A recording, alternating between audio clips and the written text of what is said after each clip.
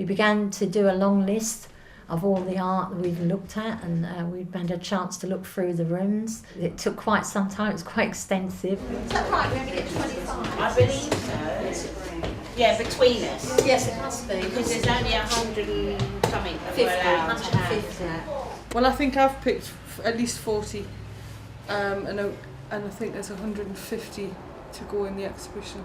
That's one of the ones that I would Put a do. little asterisk on so we know. I'm picking art that I never thought I'd pick. I thought it'd be something like this I'd be picking. But I'm picking some stuff I never thought I'd pick before, which is quite strange. It's called Face in the Tree.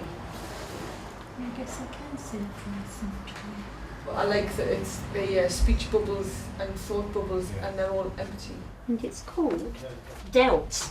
Maybe they feel they've been dealt a wrong hand. Some I picked because I liked it, and other bits like this I look into and see what he's trying to say. This really speaks out to me, and if something like this can turn their life around, stop them reoffending, then for victims like us it's worth it. Well, we're on our way down to the Royal Festival Hall. We're going to see the space where we'll be exhibiting the art that we've chosen.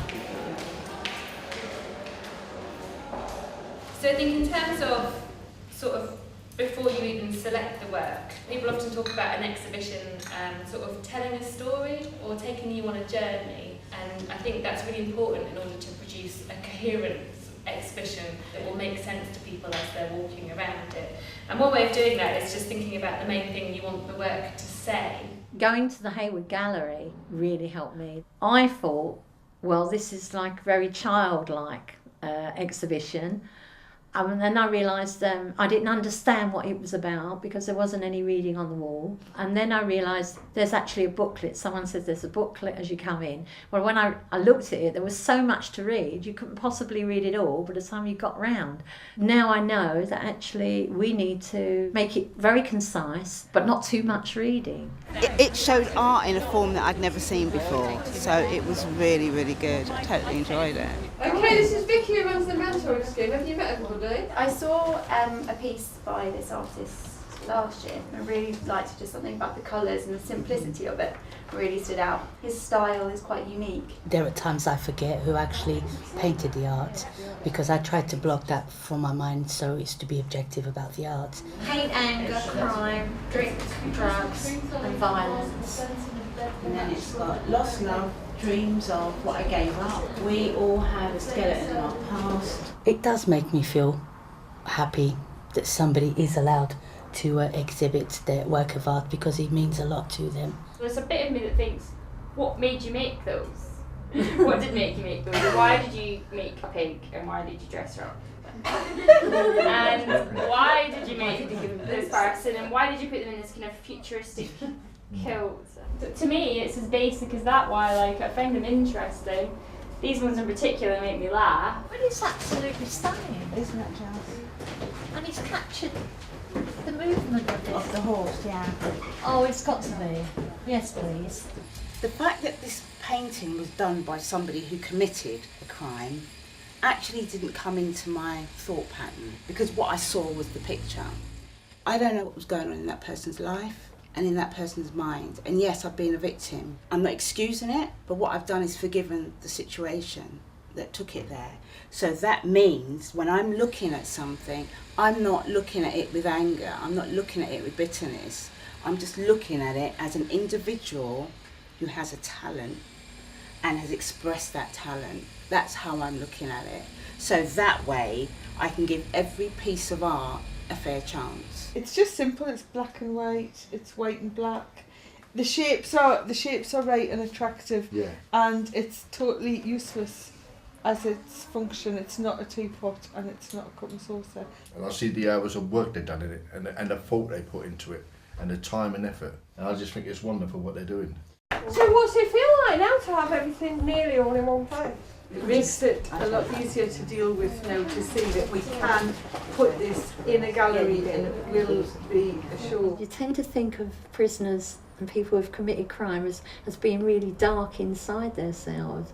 And actually this shows to me that the colours are so vibrant that actually this person has got some real good things coming out of themselves, some really good, a good hope inside of them, some colour inside of them as well. So that kind of makes me feel good. Some people are like, I'm trying to come to terms with what's going on. I'm in prison. I want to come to terms with it by thinking about it artistically. And some people, it's like, it's the opposite, isn't it? I don't want to have to think about this place I'm in. I'm going to imagine myself out there on a horse racing, out there by the sea, out there in the mountains.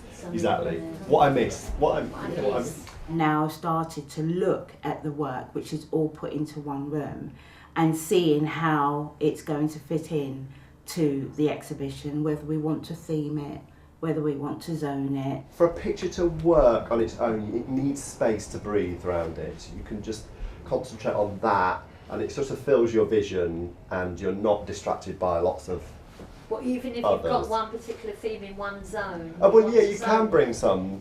That You would be can. different, wouldn't You it? can. Yeah. We've had a lot of help along the way, which has been great, because I would say it was scary at first, because you're thinking, oh, I love art, but what do I know about an exhibition? I think you are going to have to cut some stuff, though. I think you've got 200 would be a lot to fit in that. It wasn't last year, I think it was 152 We've got or some something. big ones, haven't we? I am quite happy to, if I've got to lose a piece, I can do that, because, I have to, I've got no choice. But the pieces that I've selected them for various reasons, and some more than others are really, it's almost like I really want to fight to keep this piece in, because everybody that's looked at a certain piece that I've chosen, for example, have all come up with different feelings from it, and that's, to me, is what art's about. Would it be useful at this point to pick one of the main pieces of artwork or talking points that all or most of you have agreed on, and then find a way to build out from that with about 10 pieces or 20 pieces that might go with it as a theme? So if we're saying that the door's right at the end, so we've got that, your vision right in front of you, then what do you want Everything leading around up it. to the door, and how do you want it? I think we need to make it a bit more simple than having this massive journey towards the door, as you're saying. By using the headings or the big pieces the focal pieces, we're then trying to see what we could group with it, if that's what we want to do. We all agree that we like the ideas of key pieces, or conversation pieces as Justine called them. So we could start with maybe 5 or 10 of those, whatever you think is right. We can pin them down. And then say, what do we want to do with that? Do we want to put it in a key focal spot, or do we want to build a zone around it? And then we can probably get an exhibition from doing that. Oh yeah. Mobile. Yeah. Let's come up with some criteria for what's actually going into the show. Does it have to be good art? No. No. And what about feeling? The fact that you get some emotion. That's the next thing I was As going they to say. go higher up. That was important to That's all what more Denise and said more. earlier. I think that's the first thing, isn't it? Yeah, emotion. We want the exhibition to say something to people when they look at it. So that's We an want them to important thought one. provoking, don't we? I Is like it going in the abstract or is it going in portraits? Which would you like to It's in see? the portrait room, no? I think abstract, really. Oh, this is your Oh, I like that. That's a Midnight cityscape. Storm, isn't it? Beautiful, Love? wow. But I think it needs to be as the focal piece and something built around it. It's in not because it's a prize winner. It was in anyway. All right. So it fills photography and prize winners. Yes, okay. Because what we try and do is we try and make sure that the exhibition represents the entrants that put in work to us. So all of the different genders, background, culture, all that it's kind of represented. And I've looked at all the selections and the entrance behind them, and it's totally on track. We only have to make a few minor adjustments in order to make sure that we do represent everyone. These are my two favourite times of the day, the sunset and the sunrise.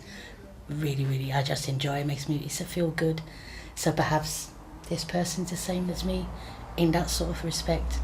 I love art in whatever form it comes, whether it's tapestry or whether it's paintings. So that was what I was interested in, and then sort of like the reasons behind it came afterwards. And for me, there was a lot of underlying things I hadn't really dealt with, which I'm actually quite glad I'm dealing with now, and bringing it into the exhibition as well. Is really showing how I felt about what had happened to me and my family, and how there is some good at the end of it. There always is good, but we don't always see it.